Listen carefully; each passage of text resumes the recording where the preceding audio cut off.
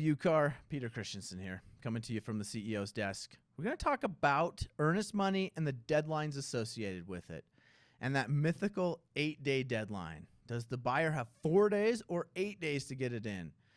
I want to put this misconception to rest once and for all. The buyer has 4 days, but why? There are two 4-day deadlines in there. Well, let's look. Let's break this down and discover why it's only 4 days. And what the other 4-day deadline means.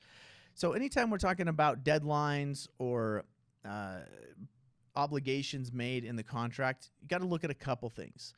Number one is what party is making the or is the obligation applying to, and then we look at what they're promising to do and what is the triggering event with a deadline. What triggers this obligation? So let's look at the first one. So it says after buyer offers to purchase the property and agrees to deliver no later than 4 calendar days after acceptance and earnest money deposit. So what? It's the buyer, that's the party being obligated. What are they obligated to do? Deliver the earnest money deposit. And then what's the triggering event? After acceptance of the contract. So there we have it. After acceptance, 4 days to deliver the earnest money.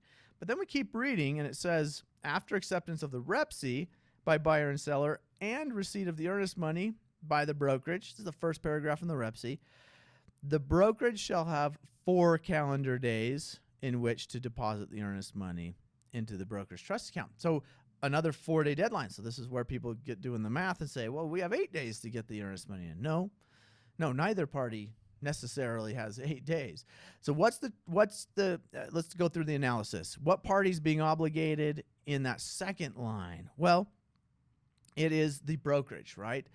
The brokerage is obligated to do what? Deposit the earnest money into their own trust account. When? After earnest money is delivered to them, to the brokerage. So they're not one in the same deadlines, and they're not compounding. They don't add together. They have 2 different triggers to them. So let's walk through this. So on Monday, the contract gets accepted. So what does that do? It triggers that first deadline. 4 days for buyer to get the earnest money in. So we always start counting on the day after the triggering event. So Tuesday's day 1. So we go Tuesday's day 1, Wednesday's day 2, Thursday's day 3, and Friday's day 4. So there's your deadline for your buyer. Because it was triggered on Monday, start counting our 4 days on Tuesday. So by 5 o'clock p.m., because that's what the REPC says, you got to have that earnest money in. All right? Now, once that earnest money is received, regardless of what day it is within those 4 days, that's the triggering event for the brokerage. So let's say, for instance, that the buyer got the earnest money in the very next day, went under contract on Monday, buyer delivers the earnest money to the brokerage on Tuesday. How many days now does the brokerage have? Well, we do the same analysis, the same counting. We start the day after. So Wednesday is now day 1 because the triggering event occurred now on Tuesday. That's when the buyer delivered the earnest money. So now Wednesday's day 1, Thursday's day 2, Friday's day 3, and Saturday's day 4. So day 4 is now the deadline for the brokerage to deposit the money into their trust account. So Saturday, day 4 is now the deadline. So what happens then? Well, they just got to have it in by then. They can deposit it before then. If their bank won't allow it on Saturday, they better be on the ball and get it done on Friday.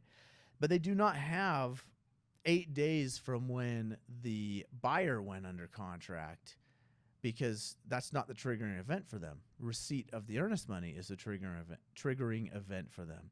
Just like the buyer does not have 8 days because they don't get the benefit of the brokerage's 4-day deadline. There's a separate deadline, separate triggering event. So keep that in mind. Understand the difference between the two.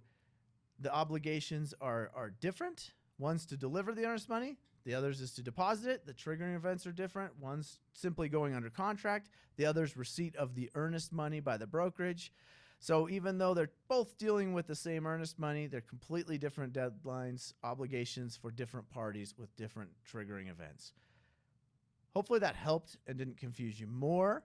Remember, as always, this is not intended to be legal advice. This is legal information only. If you need specific legal advice, please contact your attorney. Hopefully this is helpful. Check out our other videos. If you have a topic you'd love us to cover, please throw us a comment and we'll try to get to it. Thanks for tuning in.